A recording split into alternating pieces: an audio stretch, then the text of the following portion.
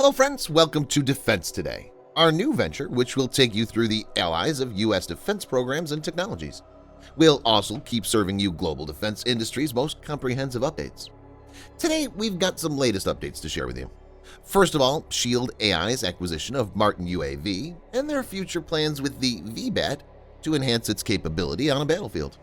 Following U.S. military's warning regarding China's nuclear missile silos, and British Air Force aspirations to have the world's first service of an aircraft with no carbon emission. Now we'll take a look at the first update regarding Shield AI's acquisition of UAV. Last Friday, Shield AI acquired Martin UAV. Martin UAV is famous for developing the VBAT vertical takeoff and landing unmanned aircraft system.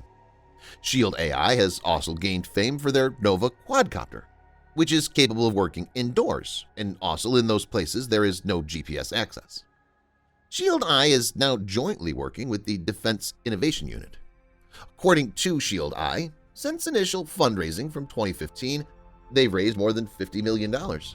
Martin UAV is the second company acquired by Shield AI in the last few weeks. In the earlier week, Heron Systems was acquired by the company. Martin UAV has earlier collaborated with Northrop Grumman to get through the U.S. Army's future tactical UAS competition. Their main motive was to develop vehicles which will replace the unmanned aerial vehicle variant Shadow, which needs a runway to get airborne. Martin UAV's high-class product VBAT has drawn the attention of the U.S. military for a long time. Armies took a lot of effort in evaluation of VBAT's capability in the FTUAS competition. Some reports say that the Army will shortly announce for a request for proposals, following that the winner will be declared for building the initial vehicles for UAS. Martin UAV has a good chance to win. As per some reports, in the U.S. Navy competition, Martin UAV got selected for developing a next-gen UAS. So it seems the acquisition of Martin UAV by Shield AI may become highly fruitful. Already the Marine Corps are using VBATs. Its military may start soon. On the 20th of July, Brandon Seng, COO and co-founder of Shield AI, shared his views on what the acquisition of Martin UAV will mean for his company and for VBAT's future. He stated that their goal is to build the next-generation defense technology company much ahead of the operating defense companies.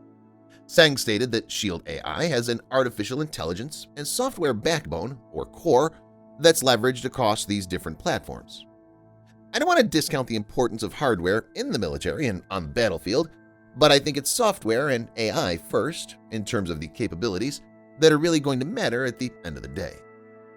Ruben Martin, CEO of Martin UAV, said, GPS and communications on the battlefield are no longer assured.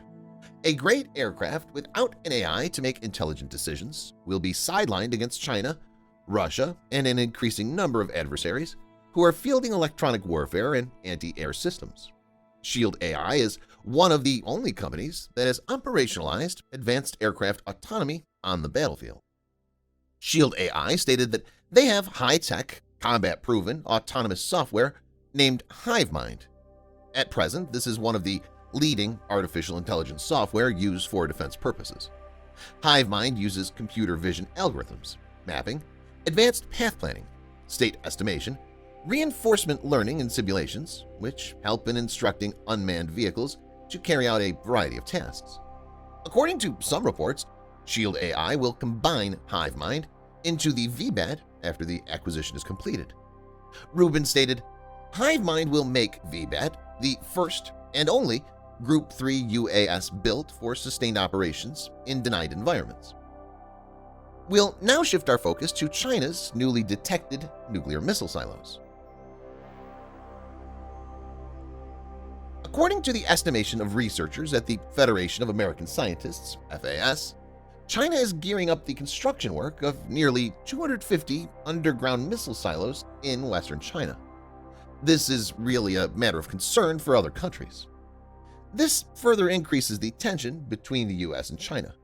The images of the new field were captured by U.S. satellites. According to the satellite imagery, This silo field is the second missile silo field, which is situated nearly 380 kilometers northwest of the Yemen field. Earlier in June, a similar silo field was earlier found in the Gansu province by the researchers at the James Martin Center for Non-Proliferation Studies in California. U.S. Strategic Command, which supervises America's nuclear weapon handling, commented, "The public has discovered what we've been saying all along about the growing threat the world faces and the veil of secrecy that surrounds it." Recently, the relations between the U.S. and China were much worse than before. This recent incident will surely have a great impact on the already weakened relation. Both nations have regular conflicts over major issues of technology, trade, human rights, and cybersecurity. Recent foreign policy of China is also a main concern. China is expanding their nuclear force to try to compete with the superpower U.S. in the nuclear weapon area. China is holding up these nuclear silos as protection for the potential military confrontations over strategic areas such as the South China Sea. Hu Zhijin, editor of state-owned Global Times, stated, "Look at what American politicians are saying about China, and look at the provocative actions of their warplanes and warships near China. China must fully step up construction of its military force and nuclear deterrence as a cornerstone of its national security." In the Federation of American Scientists report, researchers Matt Korda and Hans Christensen stated, "The number of new Chinese silos under construction exceeds the number of silo-based ICBMs, intercontinental ballistic missiles, operated by Russia, and constitutes more than half of the size of the entire U.S. ICBM force." The Chinese missile silo program constitutes the most extensive silo construction since the U.S. and Soviet missile silo construction during the Cold War. According to Ku Yuzhen, a defense studies expert at the Institute of National Policy Research in Taiwan, said that it's very much impossible to get accurate data regarding underground silos of any country. He also stated that the recent satellite imagery effectively shows that the silos present in the image are missile silos. According to the Federation, the U.S. has 400 active silos, whereas Russia has 130 active silos. Some reports say China has nearly 20 silos active in hand, but with time the numbers will increase.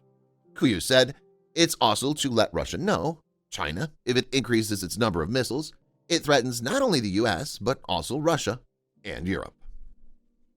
At last, we have a look on Britain's goal to get carbon-free aircraft. Now the Royal Air Force, or RAF, of Britain is on its way to become the first military service to ever use an aircraft with absolute zero carbon emission. According to the Defense and Security Accelerator Organization's document, it says the decision has been taken to ensure that the next generation aircraft will produce zero carbon emissions at the point of use.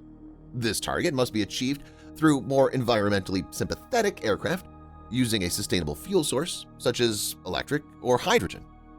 The document states that the aircraft will enter into service by 2027. Report says that this new zero-carbon aircraft will replace older 90-piston-powered Grob 115 Tudor T1 aircrafts, which were used for flight training. RAF's Rapid Capabilities Office is in charge of this zero-carbon aircraft project. Following this comes Project Telum. This project will revolutionize flight training. According to sources, by 2023, the competition for Project Telum will commence.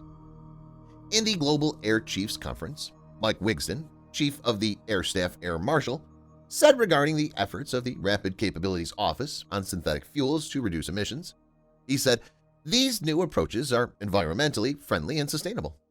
They are also secure in their supply, and the chemically purer fuel we are producing indicates cleaner engines that result in lower maintenance, longer equipment life, and lower noise, heat, and visual signatures such as contrails." Thanks for watching. Please subscribe for more videos like this. Hit the like button if you find the video interesting, and kindly provide your valuable feedback in the comment section. This will help us to improve.